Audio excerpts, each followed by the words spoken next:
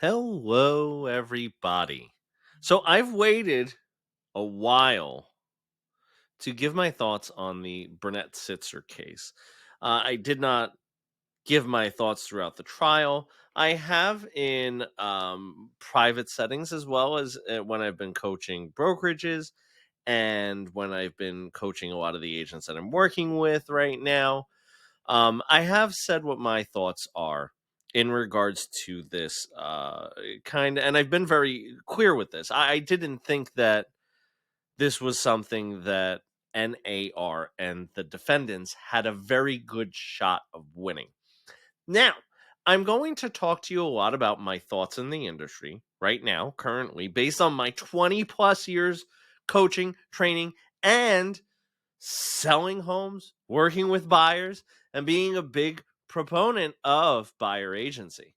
A really big proponent of it. I'm going to give you my thoughts. And that's what we're going to start with right now.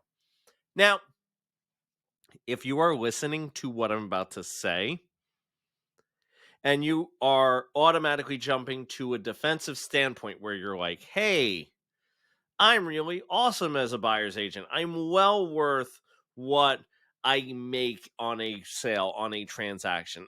Then I'm not speaking to you. I'm speaking in very general terms. And I think that it has to be said. Buyer agents do not, generally speaking, show their value. I think that if you asked the average buyer right now, we're talking the average buyer in an average situation, if they need a buyer's agent, I promise you, you would get more no's than you would get yeses. That's anecdotal, but that's my thoughts. I think that the way that we currently do business, I don't think it's a bad system. I think that for the most part, buyers should be getting guidance from a buyer's agent. I think that a good buyer's agent is invaluable. I think that the average buyer agent has reduced themselves to a door opener, and that has been detrimental to our industry. I believe that. I believe that wholeheartedly. Again, this is not to point out any one individual. It's just to say what my thoughts are on the industry as a whole. Now, let's talk about this case, and I'm going to put the case that we have up before us, Burnett Sitzer, and what this was about, because I think that a lot of agents don't really understand what it was about, and also how the jury got to where they needed to get to find the defendants guilty. So, this case was basically asking this question, and I'm going to really summarize and generalize this. Is there a knowing or unknowing collusion amongst real estate agents to inflate or stabilize commissions? So should agents be making what they're making on a deal? That's really the question. So you'll see a lot of the evidence that was brought in the case was around training materials. It was around books that were written. It was around basically, why do you use this percentage, this specific percentage in your training material? Then they said, well, it's an arbitrary number. And then they brought in evidence that in a lot of markets, commissions were landing in a certain area. They were kind of like a hotspot of where commissions were. So did that support the case for there being an unknowing collusion amongst real estate professionals? Now, I'm not saying yes or no. I'm just saying this is what was presented to the jury. So if you take your bias out of this, if you look at this and you say, Okay, you know what? Let's say I'm not a real estate professional, because the people in the jury pool were not real estate professionals. Heck, they weren't even homeowners that had sold a home within the last 5 years, because that was the class in this class action lawsuit. So they couldn't be a member of the class. They couldn't be a member of NAR because that was also the defendant class. So you're talking about people that don't have a real great understanding, and I'm generalizing. I'm sure that some of them might have had a good understanding of how real estate works, but I would probably guess that the jury pool did not have a great understanding of what exactly is a real estate transaction and what is the value of a buyer agent or of a seller's agent, and what they were going for as far as a result of this is to, of course, get back the damages of paying out the buyer agent commission.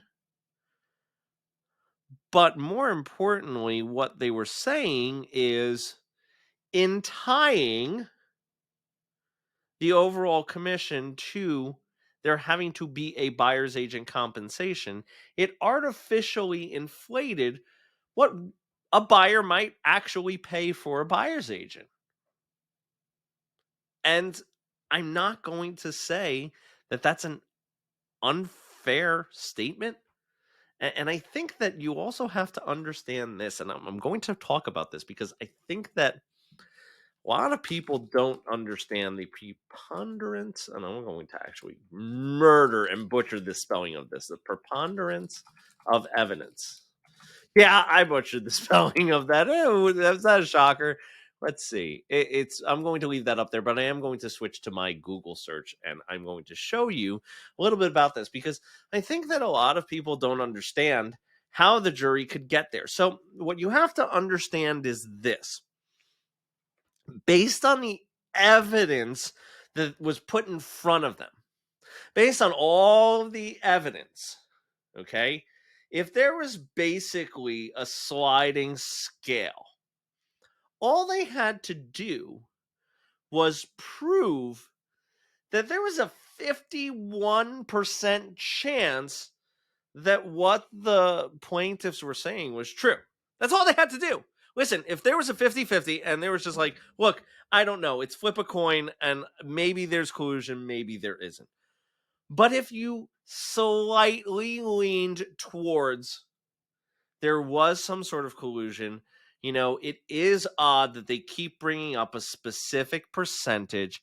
It is odd that they're just keep mentioning this in trainings across brokerages, across the industry. And again, it is knowing or unknowing. And that's something that I think you really have to understand as an agent, because listen, I'm saying this to you as someone who has made a living in real estate, who has loved real estate, and who has such a passion for real estate that I don't think that anyone that I have met could challenge my love and passion for real estate. But I can't look at this objectively, and say, I have no idea how we got here. I can't.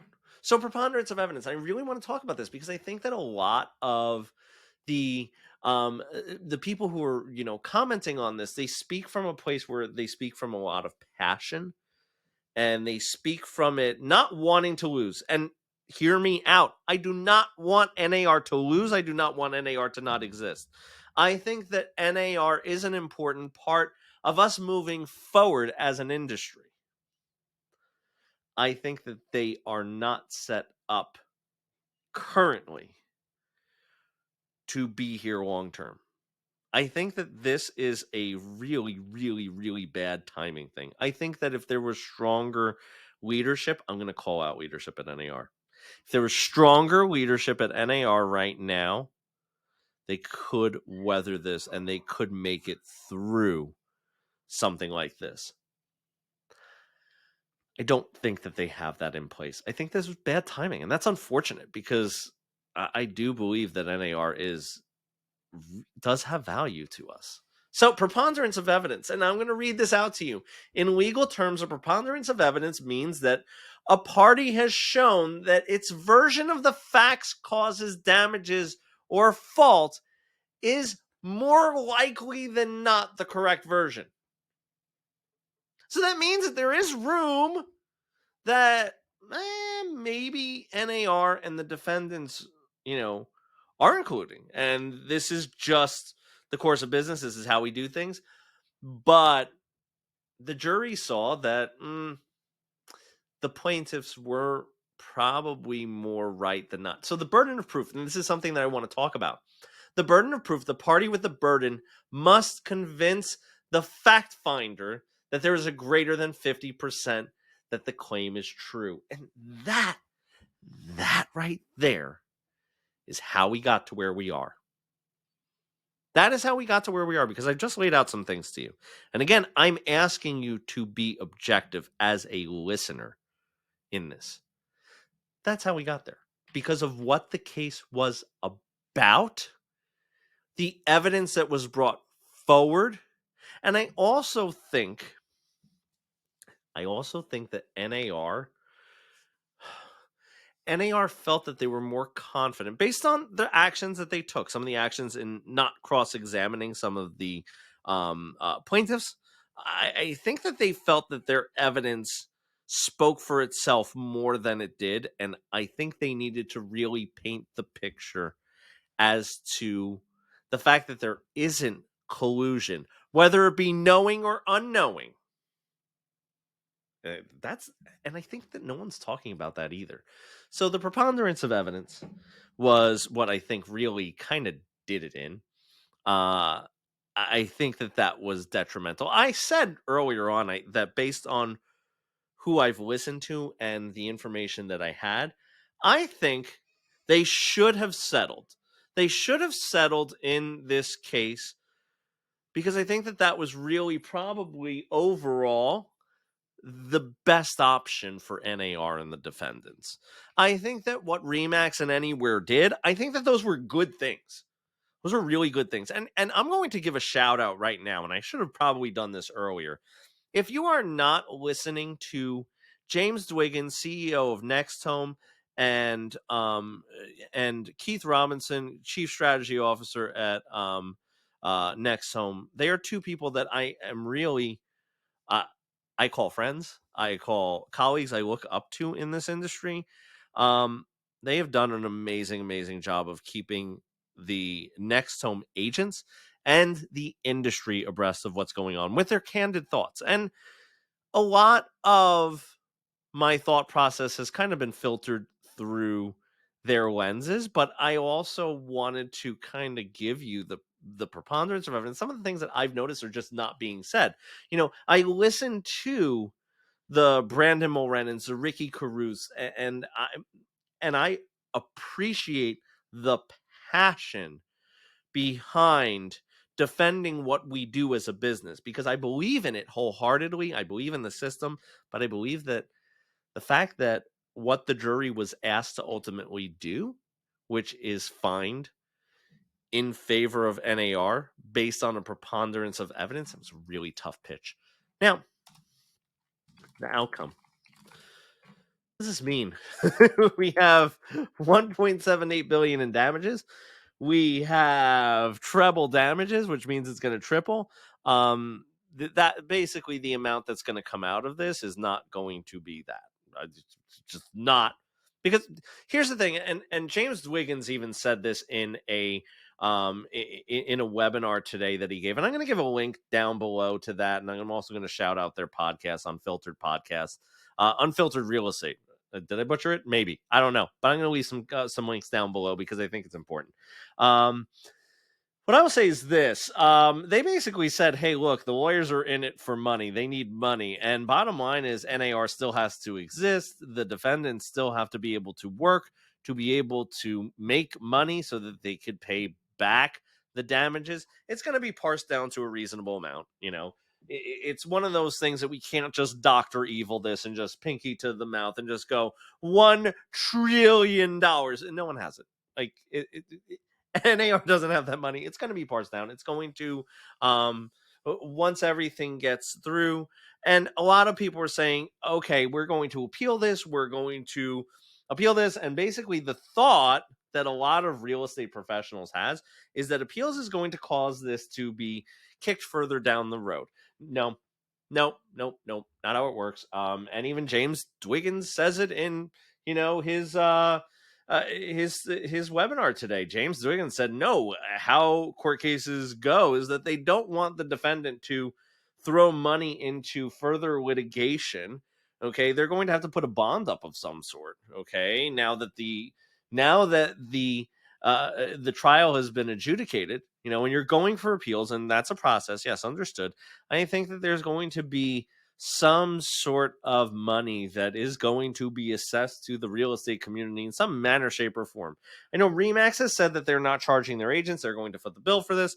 So kudos on them. I think that's going to be something that I think they did the right thing. I think that Anywhere did the right thing. So kudos to the leadership at Remax and Anywhere for doing what they did at the time that they did it. I give them a lot of props for that. Right now, what's going to happen in the industry? So, the outcome, and I'm actually going to change this up to NAR. Are we going to still be around? Still be around? Currently, 5 years from now, I'm going to say two things. Number one, they're not around. I think they have backed themselves into a situation where they're not going to be around. I don't see it. Number two, I think that there is a need for NAR, and it's a shame that leadership isn't stronger. That's just my thoughts. Those two thoughts can sit in your mind at the same time, and I think that you could be okay with that. Right now, what do I think is going to happen to buyer agency and the MLSs? So I'll actually talk about that now. So the MLS and buyer agency. Okay. So first and foremost, I think that compensation is going to be, or any kind of cooperative compensation is going to be totally and completely not a aspect of the MLS. The MLS is just not going to have a buyer agent line item. So where are you going to further get your commission from? Well, you're going to get your commission from negotiations through buyer agency agreements, and also potentially during negotiations with a homeowner. Now, I see that there could be a lot of issues with that. There's going to be some things that we have to navigate as an industry, but as a whole, I don't think buyer agency is going away. I do think that there will be brokerages and things. There might actually be brokerages that pop up that are just going to be buyer agency focused or working with sellers. I think that you're going to see some of that.